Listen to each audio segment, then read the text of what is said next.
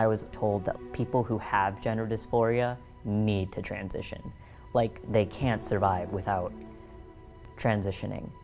And where I made a grave error was thinking that I needed to change my body.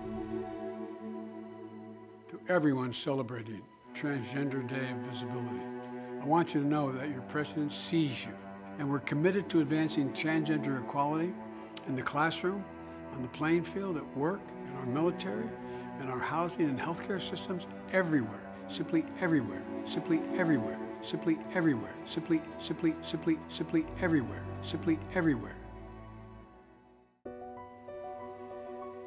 Parents are terrified to take their children to the doctor. I see this all the time in parenting groups. They say, my child has anorexia, my child is self-cutting, my child threatens suicide. Where can I take my child for help? You take the child to the emergency room's going to move them toward transition. And if you don't agree as a parent, you're going to get cut out of the equation. If you are a licensed medical professional and you have a girl who doesn't feel comfortable being a girl, identifying as a girl, living as a girl, and you help her feel comfortable being a girl, that's considered conversion.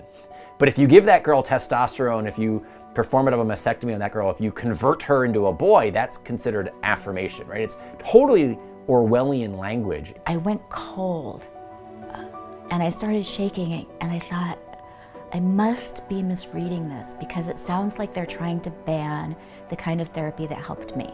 It was so hard for me to recognize and see that it's my profession that's hurting children. At this point, I would tell parents that they should not have their kids in public education because there's too much going on behind parents' backs. How are you going to heal a wounded heart by operating on people's genitals? And yet, my profession fully embraced that now. This is the one condition in the whole world where we let a child self-diagnose themselves as being the opposite sex and just go along with whatever they want. What's the point of these endocrinologists going to school for 8 years to become a specialist doctor when they just listen to a 10-year-old that walks into their office? Treating them with hormones and surgery doesn't fix a broken identity. I was in worse condition than when I initially started. I had more problems 7 years down the road than I had when I first transitioned.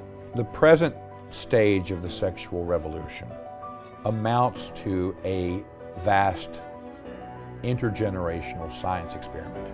I mean, essentially, in a nutshell, is a kind of a war with reality. So much of this movement, the trans movement, is it doesn't want to recognize the obvious limits to humanity. We want to be God, to form our body in our image and make it how we want it to be.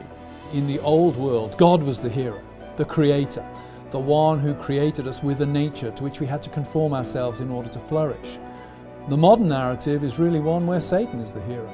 We live in an age where the body itself has become very depersonalized and objectified. And this is really death dealing. Indeed, the very definition of death is the separation of the body and the soul. I wish I could just very harshly say to my young pre-testosterone but trans-identifying self, don't do any of this, don't go on T, don't get surgery, don't even change your name, just stop.